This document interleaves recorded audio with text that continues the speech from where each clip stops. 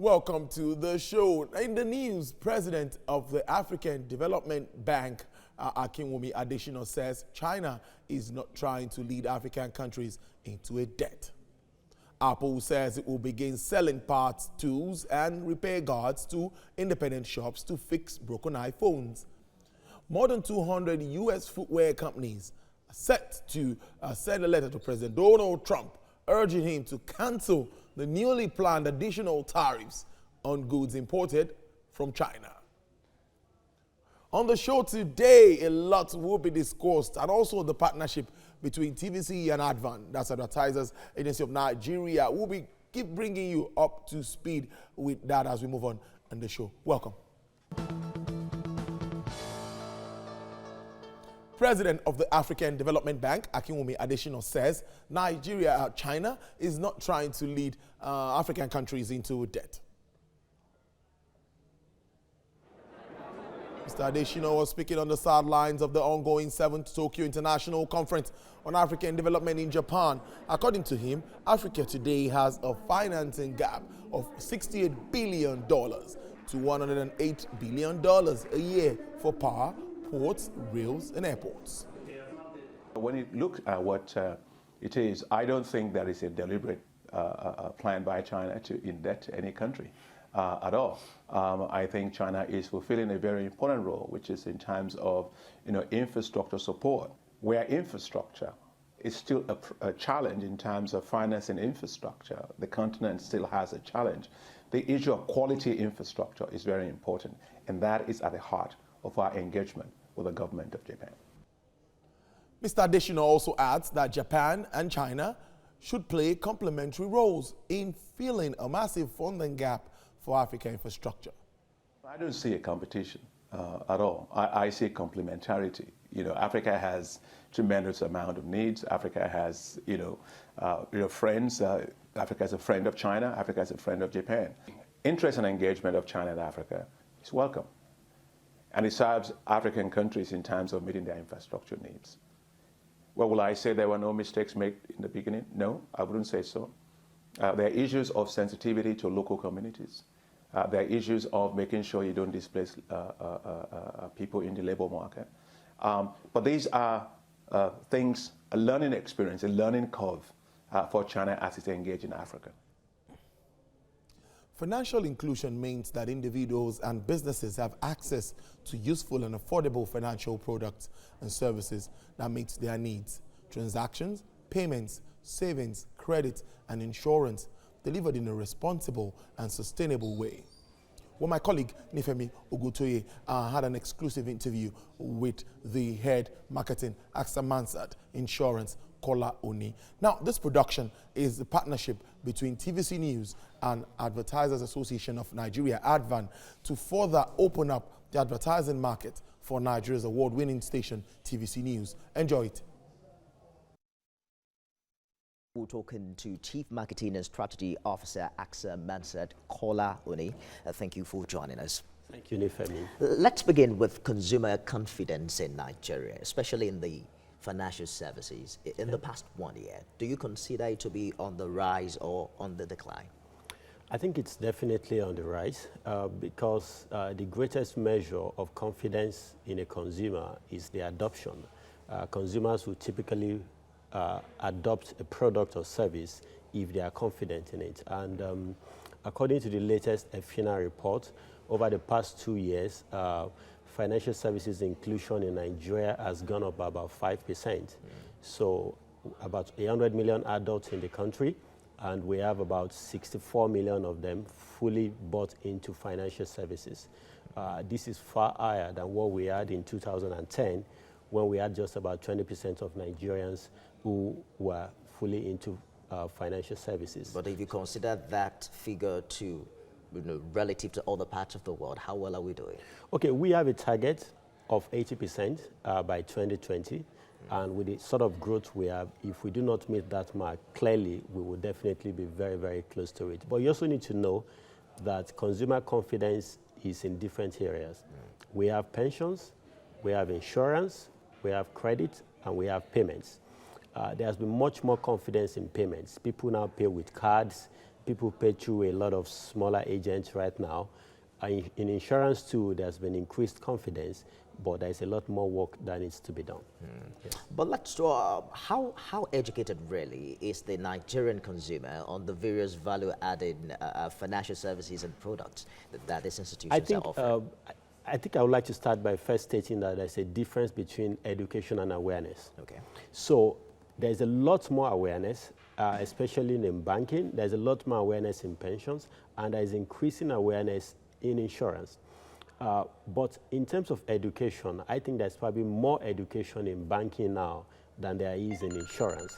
And so what we need to do is to make sure that there is a lot more education. We have crossed the awareness hurdle, but we need to educate people so that they know that when you subscribe to a financial service, whether it is banking or insurance, you can actually get more value. You can use it to improve your life. You can use it to plan for unseen circumstances. You can use it to enhance the quality of education of your children, not just a process where you walk into an office and nothing then impacts your life from Perhaps the awareness that most Nigerians have is the disappointment they've gotten from these institutions in time past.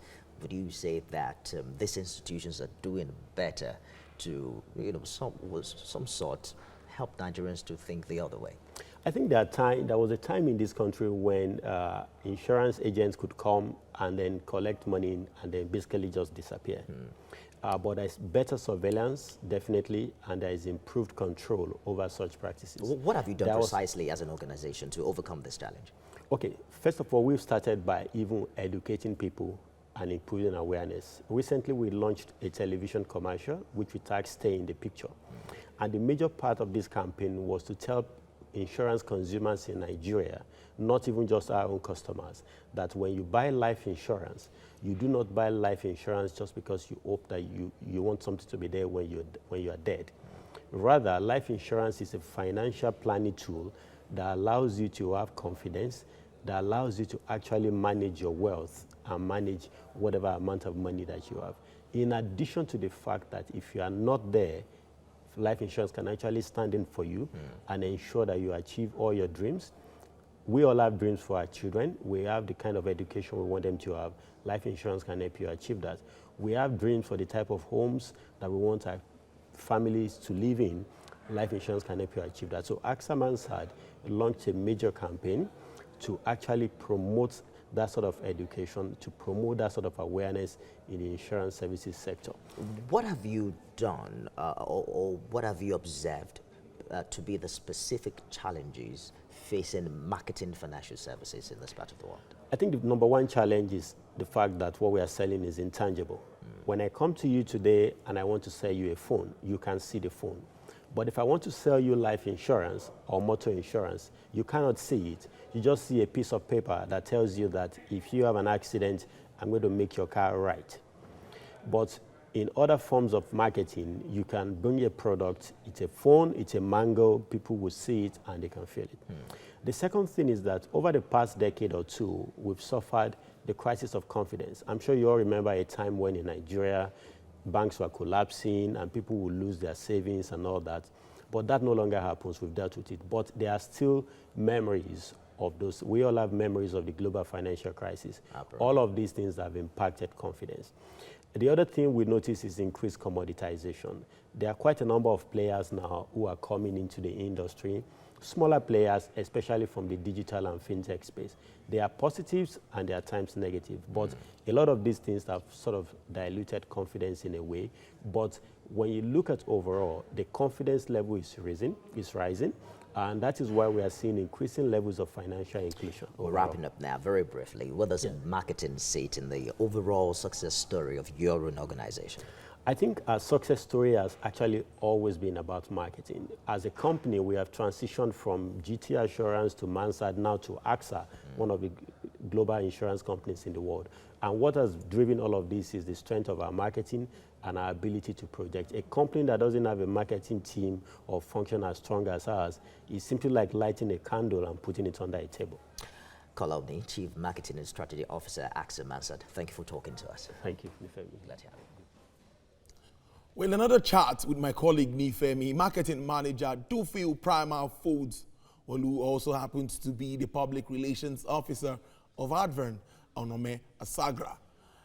On his part, he says the contribution of advertising to the country's GDP must be improved. Take a listen.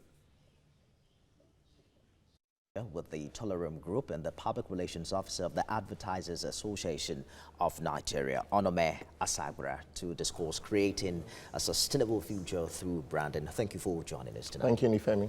All right, so Bob, how do you create sustainability via branding? What do you consider to be a sustainable brand, really? So first of all is to look at the landscape of the industry today. If you look at industry in Nigeria, talking about the advertising industry, we're really not contributing so much to the GDP as it is. As per 2017 media facts, we're a little below 100 billion naira in terms of volume turnover. And this is something that we feel is significant, that we can actually do a lot more and create a bit more significant to the economy of the nation. And so branding is that platform through which we can do all of this. We feel significantly that when you grow big brands, especially local brands, then you are able to export them across the shores of your country, and you're able to impact the world and also create a sustainable economy within your own system. I mean, today we're talking about the likes of Google and Microsoft, and these are brands that are resident in some other countries but are making waves in a lot of countries. So we hear the expression branding. I mean, it's everywhere. Yes. What's the limitation for us? What are we not doing well at this time that is not making the advertisers, for instance, hit the target?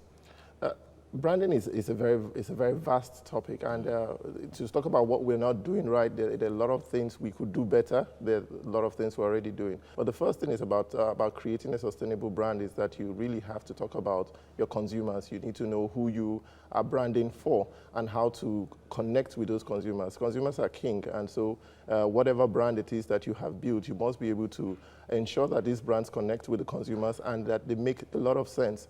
So why I talked about the advertising industry is because one of the ways through which you connect with consumers is through the advertising industry. You must talk about a brand. If you've built a brand, if you've built a name for yourself, you want to talk about it and make it very, very, very, very appealing to the consumer, your consumer matrix. So what are the things we could do better? First of all is that we could have better content in terms of branding. The quality of the product itself, which has been branded, it's also a very important thing. And apart from that is how do you not take this product and create an engagement with the consumers that would create value going forward. Value at the end of the day is what you want to do. What more content do we have in branding apart from creating value, for instance, in product and services? If what you're doing is meeting a need, is superb, is excellent, isn't that good enough advertisement for you? And isn't that what really makes up the quality of your brand? No, so branding is a lot more than just the product. And if you're talking about product development, that's a small part of branding. But how do you take a product and create a consumer experience? I mean, today, if you call certain brands, before you even talk about the product itself, you've gone into an euphoria because those brands have given you some kind of engagement that you cannot but relieve every time you remember that brand. Today, certain people will wear certain clothes because they feel that these are the brands that actually command respect. You would drink certain drinks because you feel these brands. Is it more of public perception or consumers' experience of the value that that product or service or brand name has brought to them? So there's a consumer experience. There's a consumer, within that consumer experience is a communication. And I think that that's also a very strong part of a product life. You need to be able to deliver the whole experience to a consumer, and the whole experience would be how you deliver the product, in what form you deliver the product, how you engage with the consumers on a consistent and a collaborative basis to ensure that this consumer feels what you're saying. How do you handle consumer feedback? Today, the consumers have evolved. I mean, gone are the days where you would brand a product and just give the consumer, and he takes it. Today, he wants to talk back to you. With the advent of social media, every day they're talking back to you. So your brand needs to be very strong. You need to be holistic. You need to be prompt in terms of your consumer feedback, your consumer responses. How do you ensure that these people feel you as a brand to be what you say you are and what you have promised that you are? At the end of the day, you don't want to say something and do something else. And so that's a lot about branding. How economically viable is it for organizations to brand and rebrand themselves? It sounded like a lot of money has to be involved. Yes, I mean, you have to invest money to get money, and to a large extent, you will have money. But you see, brands are in different phases, and there are different life cycles of brands. As a brand goes, of course, you build more, but then that's how you get money. Today, we've had different brands being rebranded, and the reason why they're rebranding is also to be able to create a mindset space within the nature of the consumers that they're talking to. That takes money, but the question is not just branding for the sake of putting a brand out there. It's what consumer experience are you giving? When I think of your brand, what comes to me? What kind of experience do I relive in my mind? How do I take that brand to think as somebody that I want to be with? It's like when you have a wife or you have girlfriends, and there's that particular one that would always make you smile at the end of the day. Let's think of branding that way. What role is the Advertisers Association of Nigeria playing in ensuring that we have a sustainable future through branding? So for us as an association, one of the things that we're definitely trying to do is to create thought leadership. We believe that the first way that you can actually do a lot is by bringing good minds together, great minds together, to begin to talk about the industry, to advocate about the industry. We're looking at how we can improve data generation, and even dissemination in this country is a major issue. You don't have access to a lot of data. And so we're looking at ways to working with collaborators to get good data to be able to work. We're also looking at ways to collaborate with our stakeholders, government stakeholders in and out, and how to create a better environment really within the industry. But I think if you ask me, personally, I feel it is creating thought leadership that matters, becoming a voice for this association. Let's wrap this up now. You must have heard about the idea of rebranding Nigeria, improving the perception of the nation in the outside world. What do you think we're doing, and is your association playing any significant role in that? It's the power of storytelling. What stories have we told about Nigeria? You can't talk about, and I said the branding, one important part of branding is communication. You can't talk about Nigeria when you're putting out the wrong stories. You need to talk about positive stories. You need to start feeding your audience, your consumers, the world generally, with what Nigerians are known for, what Nigeria is good for, what Nigeria is great for. That is a lot about the rebranding I think we should do. Another thing is about the individuals. How we now feel about ourselves is a different story entirely, but you need to have that communication out there in the first place. So what are we doing about it? Of course, we are ensuring that while we create brands, we ensure that those brands grow. And in growing those brands, we tell the Nigerian stories, particularly for local brands and brands that have started here in Nigeria. If we do the business right and we grow these brands well, of course, they'll be telling more of our stories than we can tell. Marketing Manager, Tolerab Group, PRO Advan, Onome Asabra. Thank you very much for joining us. Yeah. Talking marketing there in participation and collaboration with the Advertisers Association of Nigeria. We have more of this interviews. We'll be bringing it up to you quarterly, and before then we'll let you know who's coming next, all to build the brand TVC News. I think we are moving straight to the market where Effiong Ekop is standing by. Hello, Ekop. Today's Friday is the last work day of the week and also of the month of August. By Monday, we'll be moving to September. What's playing like? What's happening on the floor? Well, trade pattern changed later in the afternoon after mid-trade when we were in the negative territories. So with the coming of Cement Company of Northern Nigeria, Stanbic IBTC and UACN, they were able to lift the market in the positive territory. And that's pleasing, being the last trading day for the month of August. And so the index was up 0.37% this afternoon. But that is just by the way, because the general feeling on the trading floor, is that markets, feels this great level of weakness, and we need investors to turn back to the trading floor. We need positive policies from the government, from central bank, market regulators. They need to, energize the stock market because it's very important for the economy to grow. Right now, if we leave the markets in a weak state as it is not very good for the economy. Investors are complaining. They want to take profit at any level. In fact, you can say that the market now turns to, a short-term entity than a long-term one that we had always known. But it's because of the pressure that investors have from the larger economy because of poor flow of funds. Tolu? It's the last day of the week and the month. Like we said earlier, don't let us ignore what is happening in the international scene. A lot has been happening. A lot of the G7 meeting. We've seen Nigeria trying to extend or strengthen ties with countries like China. We see all of these meetings, Japan, I beg your pardon, all of these meetings going on here and there, and also the fear of recession. That's also in the basket. Now, what are you looking at as we look at all of these countries, the effect of the trade war and all of that as we move on to the end, the last quarter of 2019? What effects do we see?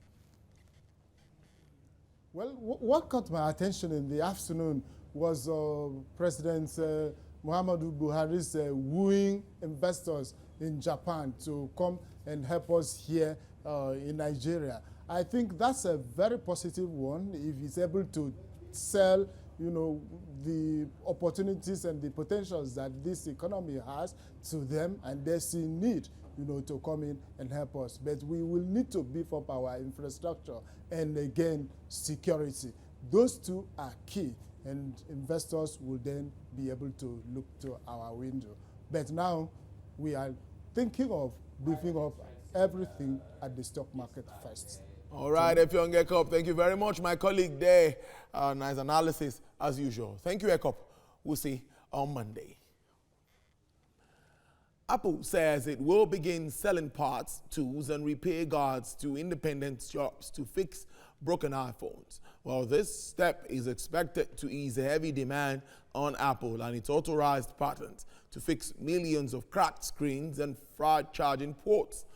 Now, this will first launch in the United States and then spread to the rest of the world. The backflip of this means that independent repair shops will be offered official parts for out-of-warranty repairs at the same price offered to authorized service providers which perform warranty work. More than 200 U.S. footwear companies have sent a letter to President Donald Trump urging him to cancel the newly planned additional tariffs on goods imported from China. United States announced that it will further raise tariffs on about $550 billion US of Chinese imports. The letter points out that the tariffs on footwear products imported from China are already at a high level of 11% on average, and will reach 67% on some shoes after the new tariffs take effect. The companies warned Trump that the newly added tariffs will cost United States consumers an additional $4 billion US every year, which may create further economic uncertainty. President of the American Apparel and Food Association, Rick Afferman, says American retailers are already struggling. Well, crude oil prices move up at international market early on Friday as trade war finally caught up with the United States crude oil exports to China. Well, at the London market, Brent crude sells at $60 per barrel. For the OPEC basket, dealers offer $60 for a barrel. It's good to note that earlier this week, Kenya also made the first shipment of crude oil outside the country. Like I said, they should try and think of diversification and not get their fingers burnt with overdependence on crude oil. Let's leave it on that note. Enjoy your weekend. Let's see you on Monday and the discussion continues.